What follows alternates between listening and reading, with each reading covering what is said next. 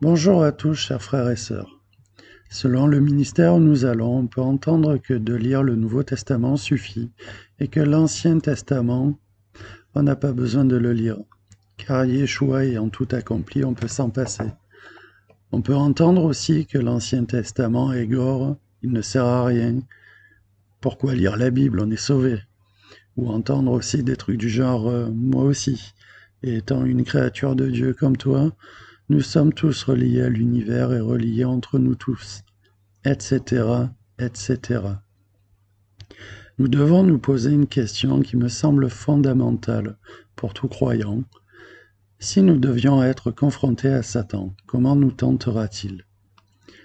Voyons ce que la Bible nous dit à ce sujet.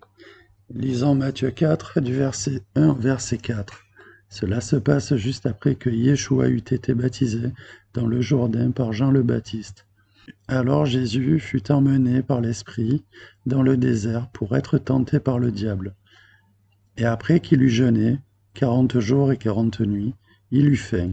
Et s'étant approché de lui, le tentateur lui dit, Si tu es le Fils de Dieu, dis que ces pierres deviennent des pains. Mais Jésus répondit, Il est écrit, L'homme ne vivra pas de pain seulement, mais de toute parole qui sort de la bouche de Dieu. Yeshua nous dit clairement que l'homme vivra de toute parole de Dieu. Mettez donc mes paroles que voici dans votre cœur et dans votre âme. Deutéronome 11, verset 18. Vous devez lire et vous imprégner de la parole de Dieu, afin que tout comme Yeshua, lorsque vous serez tenté, vous saurez quoi répondre au tentateur. Continuons la lecture de Matthieu 4, maintenant du verset 5 au verset 7. Alors le diable le mena dans la ville sainte et le mit sur le haut du temple et lui dit, Si tu es le Fils de Dieu, jette-toi en bas, car il est écrit qu'il ordonnera à ses anges d'avoir soin de toi, et ils te porteront dans leurs mains de peur que ton pied ne heurte contre une pierre. Jésus lui dit, Il est aussi écrit, Tu ne tenteras point le Seigneur ton Dieu. Ces versets 6 et 7 sont très intéressants, car le diable dit à Yeshua, Il est écrit qu'il ordonnera à ses anges d'avoir soin de toi. Il cite ici le psaume 91 au verset 11 et 12. Car il ordonnera à ses anges de te garder dans toutes tes voies. Ils te porteront dans leurs mains de peur que ton pied ne heurte contre une pierre. Donc nous voyons bien que même Satan, l'adversaire, le diable, connaît la Bible. Et c'est parce qu'il connaît la Bible et la parole de Dieu, et que les hommes s'en détournent, qu'il prend le dessus sur l'être humain. Mais Yeshua lui répond en citant les Écritures, « Tu ne tenteras point le Seigneur ton Dieu ». Il aurait très bien pu dire, après tout, « Je suis le Fils de Dieu, je sais que les anges me sauveront ». Mais connaissant la parole de Dieu et nous montrant le chemin, il ne l'a pas fait. Continuons encore un peu la lecture de Matthieu 4, du verset 8 au verset 11. Le diable le mena encore sur une montagne fort haute, et lui montra tous les royaumes du monde et de leur gloire. Tous les royaumes du monde et leur gloire, et lui dit, Je te donnerai ces choses, si tu te prosternant devant moi, tu m'adores. Alors Jésus lui dit, Arrière, Satan, car il est écrit, Tu adoreras le Seigneur ton Dieu, et tu le serviras lui seul. Alors le diable le laissa, et voici des anges vinrent et le servirent. Dans ces trois passages, nous voyons bien quels sont les plans du diable. Son premier but est de nous couper de la parole de Dieu, que les gens ne connaissent plus et ne lisent plus la Bible. Son second but, c'est d'offenser Dieu en le provoquant, car en nous mettant en danger inutilement, ne provoquons-nous pas Dieu, lui qui est toujours bienveillant avec nous? Son troisième but est de remplacer Dieu en se prosternant devant Satan et surtout en l'adorant, car il veut être au-dessus du trône de Dieu. Tu disais en ton cœur, je monterai aux cieux, je lèverai mon trône par-dessus les étoiles de Dieu, je siégerai sur la montagne de l'assemblée, aux régions lointaines de l'Aquilon. Je monterai sur les hauteurs des nuées, je serai semblable au Très-Haut. Ésaïe 14, versets 13 et 14. Quand on regarde le monde actuel, les gens en général font quoi? Ils ne lisent plus la Bible. Premier but de Satan atteint. Ils provoquent Dieu en disant qu'il n'existe pas, en changeant ses lois. Ils mettent Dieu au rang inférieur à l'homme. Deuxième but de Satan atteint. Ils n'adorent plus Dieu mais adorent d'autres idoles. Troisième but de Satan atteint. Le mal est à l'œuvre et se délecte de la perte de l'humanité dans sa déchéance. Jésus nous l'a dit, mais quand le Fils de l'homme reviendra, trouvera-t-il la foi sur terre? Luc 18, verset 8. Sans la lecture de la Bible, nous n'avons pas la connaissance du chemin à suivre, et par manque de connaissance de la parole de Dieu, nous nous laissons séduire par le diable. Mais alors, pourquoi lire aussi l'Ancien Testament? Tout simplement pour que Dieu scelle sa parole dans nos cœurs.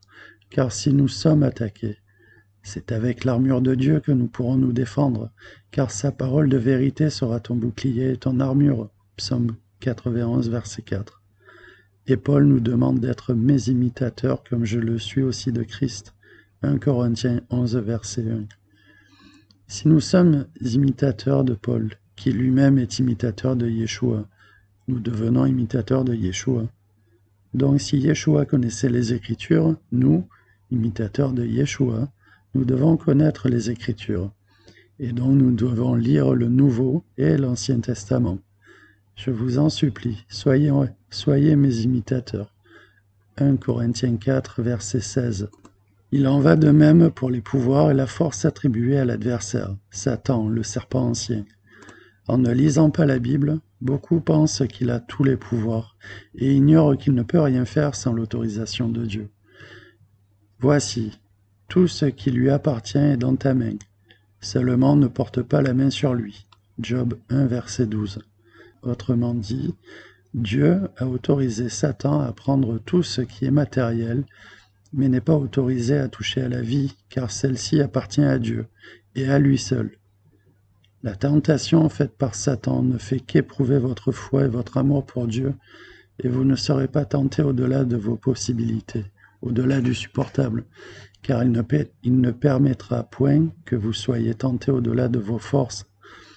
Mais avec la tentation, il vous en donnera aussi l'issue, afin que vous puissiez la supporter. 1 Corinthiens 10, verset 13. Le but de Dieu est que vous exerciez votre libre arbitre et que vous choisissiez de l'aimer, non pas dans la contrainte, mais dans le plus pur, sincère et véritable amour. Les tentations que vous traverserez dans votre vie permettent d'exercer ce libre arbitre. Soit vous ne cédez pas à la tentation afin de renforcer votre amour pour Dieu, soit vous choisissez le chemin facile et vous laissez séduire. Cela paraît facile à dire, mais le choix est aussi simple que cela. La lecture de la Bible dans son intégralité, Tanakh, Ancien Testament, et Brit Hadasha, Nouveau Testament, vous permettent de vous guider afin d'exercer votre libre arbitre et le meilleur choix d'aimer Dieu de tout votre cœur, de toute votre âme et de toute votre force. Deutéronome 6, verset 5. Il y a environ 300 versets dans la Bible entière qui annoncent l'amour que nous devons avoir pour notre Dieu. Les trois les plus précis sont Deutéronome 6, verset 5 dans l'Ancien Testament. Tu aimeras donc l'Éternel ton Dieu de tout ton cœur, de toute ton âme et de toute ta force. Et dans le Nouveau Testament, Marc 12, verset 30, tu aimeras le Seigneur ton Dieu de tout ton cœur, de toute ton âme et de toute ta pensée et de toute ta force. C'est là le premier commandement. Et aussi, Luc 10, verset 27, tu aimeras le Seigneur ton Dieu de tout ton cœur, de toute ton âme et de toute ta force. Je vais m'arrêter là, même si le sujet est encore vaste et que nous pourrions en faire des heures et des heures de vidéos, tellement cela est intéressant et fascinant de voir le plan de Dieu. Je vous remercie de m'avoir écouté et pour les plus courageux d'être arrivés jusqu'ici. Si mes paroles vous ont éveillé quelque chose en vous, n'hésitez pas à partager, à aimer cette vidéo. Soyez bénis dans le nom tout-puissant de notre Seigneur et Sauveur, Yeshua HaMashiach.